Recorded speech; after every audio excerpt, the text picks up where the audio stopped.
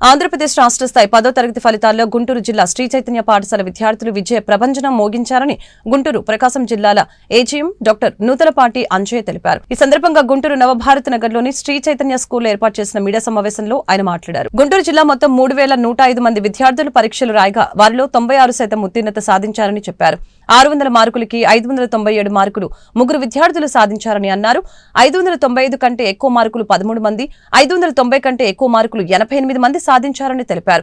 597 మార్కులు సాధించిన పెదపాటి వెంకట నాగసాయి కృతిక, ఆలపాటి జ్యోతిర్మయ్, దమ్మాటి లక్ష్మి సాత్వికలను అభినందిస్తున్నట్లు తెలిపారు. ఈ విజయానికి కృషి చేసిన విద్యార్థులు, వారి తల్లిదండ్రులు, ఉపాధ్యాయులకి ధన్యవాదాలు తెలుపుతున్నట్లు తెలిపారు.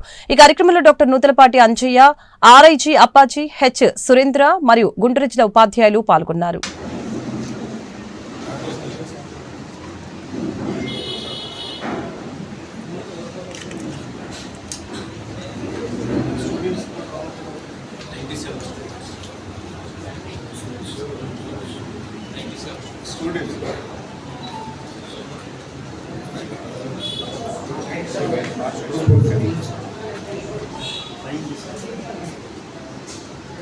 ఇక్కడ విచ్చేసినటువంటి ర్యాంకర్లకు,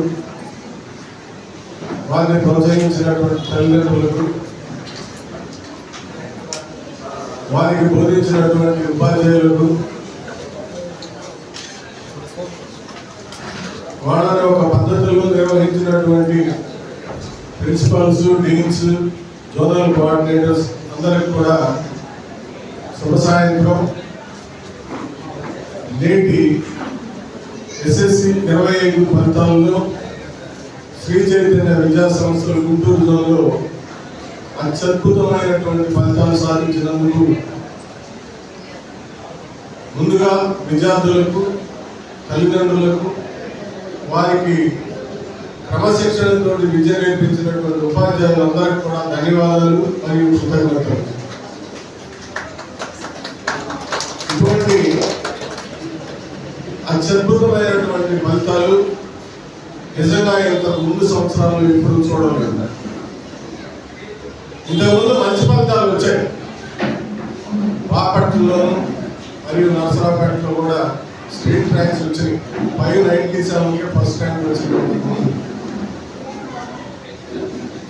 కానీ లాస్ట్ స్టూడెంట్ వరకు కూడా చూస్తే ఈ సంవత్సరం సగటు మార్కు 600కి 500 మార్కు.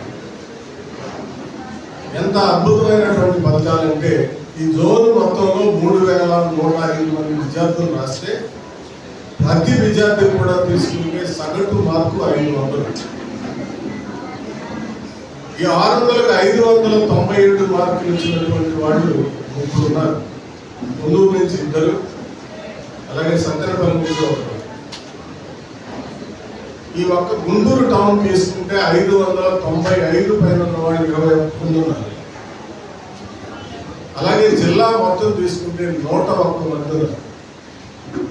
సో ఇంత అద్భుతమైనటువంటి రిజల్ట్స్ ఇచ్చినటువంటి విద్యార్థులకు మరొకసారి ఉపాధ్యాయులకు కూడా ధన్యవాదాలు తెలుపుతాము.